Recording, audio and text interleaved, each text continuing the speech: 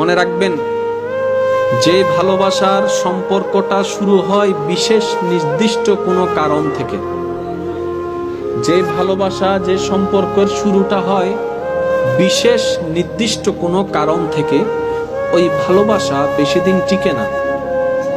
মনে করেন কেউ হাসি দেখে প্রেমে পড়লো, প্রেম ততদিন থাকবে যতদিন হাসিটা সুন্দর থাকবে। হাসার সুন্দর শেষ, প্রেম জোরে বলেন না। যদি চেহারা দেখে প্রেমে পড়েন, চেহারা যতদিন সুন্দর, এর চাইতে সুন্দর কাউকে দেখলে প্রেম এটা, সবাই মিলে বলতে হবে প্রেম এটা। ধন দেখে যদি প্রেম করেন, ধন যতদিন ততদিন, ধন নাই প্রেম নাই, এর চাইতে বেশি ধনী কাউকে পাইলে এই প্রেমটা।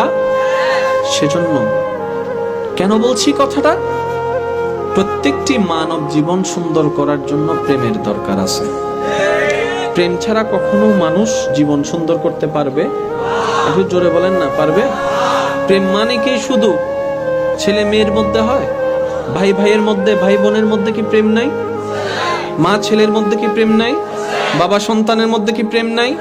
যদিও প্রেম শব্দটাকে আমরা যখনই শুনি মাথায় বসে গিয়েছে ছেলে এবং মেয়ে, not only boys and girl.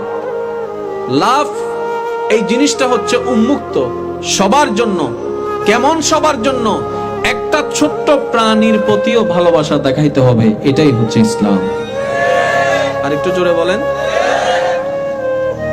একটা তৃষ্ণার্ত কুকুর পেয়েছেন, জিহ্বা বের করে দিয়েছে গরমকালের দিন, আপনি দেখেছেন, আপনার দেখার পরে বিবেক বলছে এটা মনে হয় তৃষ্ণার কারণে কষ্ট পাচ্ছে। আপনি ঘরে গেলেন, এক বাটি পানি নিয়ে আসলেন, ওর সামনে রাখলেন, অনুমান করে নিয়ে আসলেন। এই পানিটা দেখার পরে সেই কুকুরটা এসে ইচ্ছা মতো পানি খাওয়া শুরু করলো, তখন আপনার মনটা কেমন শান্তি হবে? আপনার নিজের মনকে প্রশ্ন করে দেখেন কেমন শান্তি লাগবে তখন। জীবনে একটা ভালো কাজ, আইবো মারে দিন দেবো, আওয়াজ ছোট হইলে আওয়াজ বড় করে বলেন, যাক একটা ভালো কাজ। দেখেন আপনি মনে শান্তি কখন পাচ্ছেন? আপনি মনে শান্তি তখনই পাচ্ছেন যখন অন্যের উপকার করছেন।